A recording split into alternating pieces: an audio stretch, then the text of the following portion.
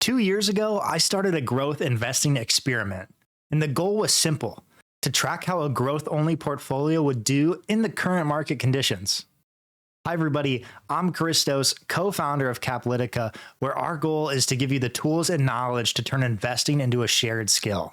In this video, I'll break down the history of growth investing, the exact criteria I used to pick these stocks, and the real performance of this portfolio over the last 2 years. So, was it successful? I'll show you the full results, but I also discovered why you can't pick growth stocks based on their metrics alone. Growth investing is a way to make money in the stock market by buying shares in companies that are expected to grow quickly. The goal is to see your investment increase in value as these fast-growing companies become more successful and their stock prices go up. The core idea is that as these companies rapidly increase profits or market share, their stock prices will rise substantially, yielding outsized returns. Growth stocks often reinvest earnings, forgoing dividends to fuel further expansion. Imagine you raise some investor capital to open your own pizza place. It turns out that people love your pizza and the profits are coming in like crazy. Instead of handing a portion of those profits back to your investors, you use them to open up a second pizza place across town, then a third, and so on. By constantly reinvesting your profits to expand, you grow your pizza business from a single shop into a pizza empire. Eventually, an investor that had equity in your single pizzeria now owns a slice of an entire chain. That's the essence of growth investing. I love pizza, but I don't think pizza has made it on the list of growth stocks anytime recently. Lately, technology has dominated growth stocks. You might have heard of terms like FANG or Magnificent Seven. I'm sure you've heard of NVIDIA at this point. These are the modern day growth stocks. The principles of growth investing emphasize long-term business fundamentals with strong historical and projected earnings, growth, innovation, and competitive advantages, as well as capable management, under the belief that the true value of the company will eventually be recognized by the market. This philosophy has been shaped by legendary investors such as Thomas Rowe Price Jr., Philip Fisher, and Peter Lynch. In the aftermath of the Great Depression, Thomas Rowe Price Jr. developed his groundbreaking growth stock theory to identify companies early on in their growth cycle, hold them for the long term, allowing their appreciation to outpace their peers. Now, this idea was radically different from the prevailing investment wisdom of the era. So in 1937, Price opened his own firm, one that remains in business to this very day. He's often credited as the father of growth investing. Around the same time on the West Coast, Philip A. Fisher was independently arriving at a similar philosophy. Fisher founded his own money management firm in 1931, specializing in innovative, research-driven companies with outstanding growth potential. However, Fisher was relatively unknown to the public until he published his book, Common Stocks and Uncommon Profits, in 1958, which was the first investment book to ever hit the New York Times bestseller list. In the 1960s, growth investing exploded as companies like McDonald's, Johnson & Johnson, and PepsiCo led the charge. Eventually, a group of stocks known as the Nifty 50 emerged, featuring household names like Polaroid, IBM, Coca-Cola, and Xerox. These companies seemed like they were destined for endless expansion. It's certainly interesting to look back at this list now. Back in the 1960s, it seemed like these companies were going to grow forever. With the privilege of hindsight, we know how the story ends in 2025. Many of these growth stocks have either turned into value stocks or disappeared completely. It makes you wonder what's going to happen to our Magnificent Seven 60 years from now. The bear market of the early 1970s caused many of the Nifty 50 stocks to collapse.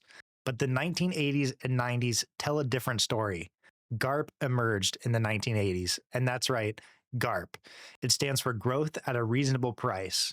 Peter Lynch famously used GARP during his tenure as portfolio manager of Fidelity's Magellan Fund.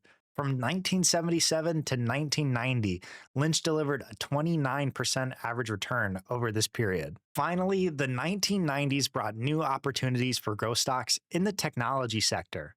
The dot-com boom saw companies like Microsoft, Apple, Intel, and Cisco trading at extremely high price-to-earnings multiples. which we all know ended in the bubble bursting in the early 2000s. And as we've already mentioned, growth investing lives on today in the likes of Palantir, Netflix, Nvidia, and more. Okay, enough of the history lesson. Let's move on and see how we can identify growth stocks. High growth companies generally come in a few different flavors. You've got your relatively new small cap stocks. These are companies with a market cap between $300 million and $2 billion.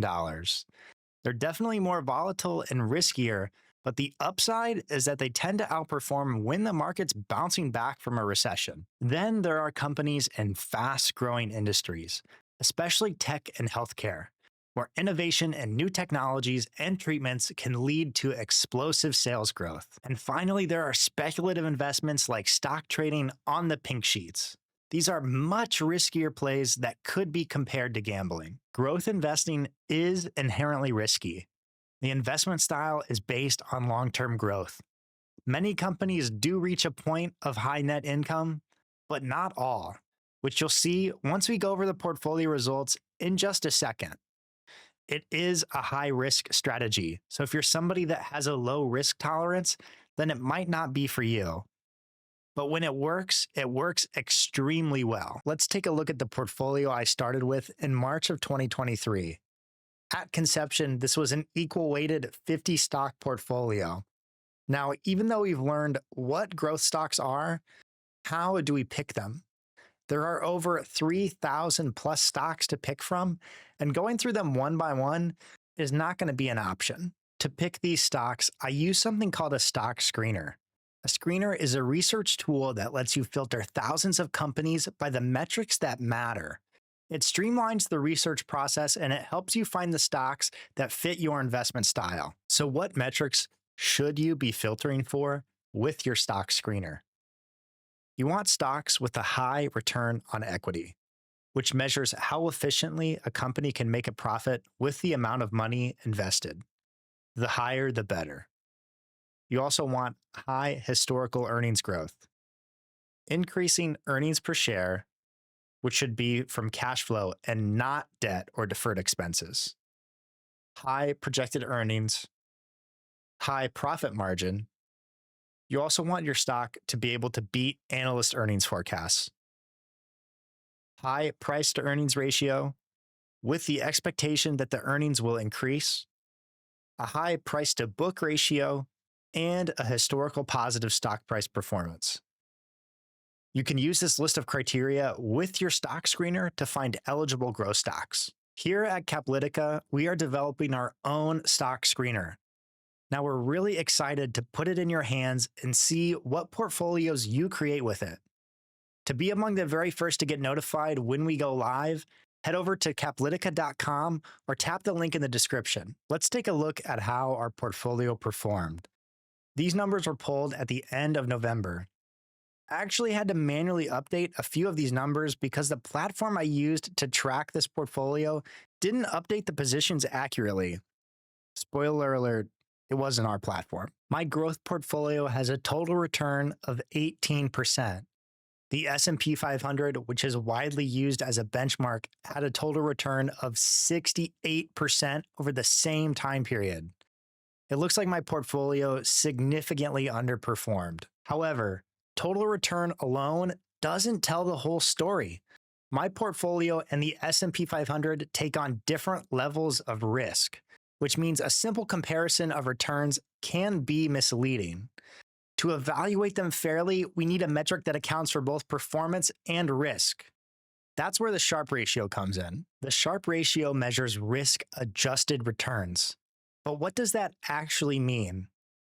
Imagine I'm out of work and receive 2 job offers. The first is as a deckhand position on a deep sea commercial fishing vessel paying $100,000. The second is as an investment analyst role at a well-known firm based in Chicago that's also paying $100,000. While the salaries are identical, the risks of each job are nowhere near the same. For safety alone, the analyst job is the obvious choice. But now, imagine the fishing job pays $200,000. The higher salary might justify the higher risk. So, how do I decide which offer is truly better? This is a fun example because it highlights the exact problem the Sharpe ratio solves. How much money are you earning based on how much risk you're taking? The better portfolio will have a higher ratio of return compared to risk. I calculated the annualized Sharpe ratio for both my portfolio and the S&P 500 over the past 2 years. My growth portfolio came in at 0.27, while the S&P 500 posted a Sharpe ratio of 1.05.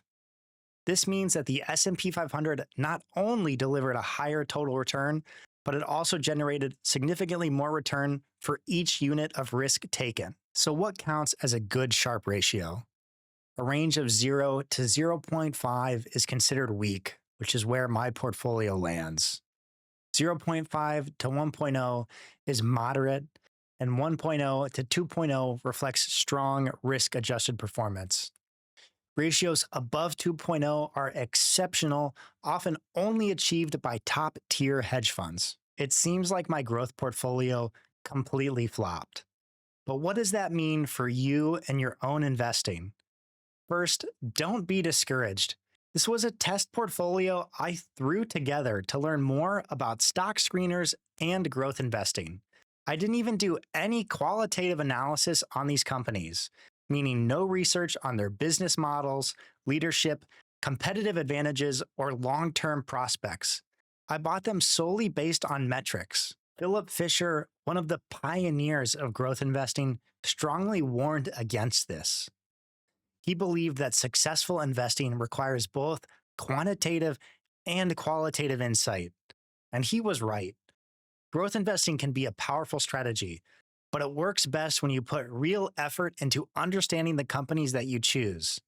There's a reason it's been around for nearly 100 years. If you want to learn more about portfolio construction, check out this video here. And if you're interested in more content that breaks down investment strategies and shows you how to apply them to your own investing, subscribe to Caplytica.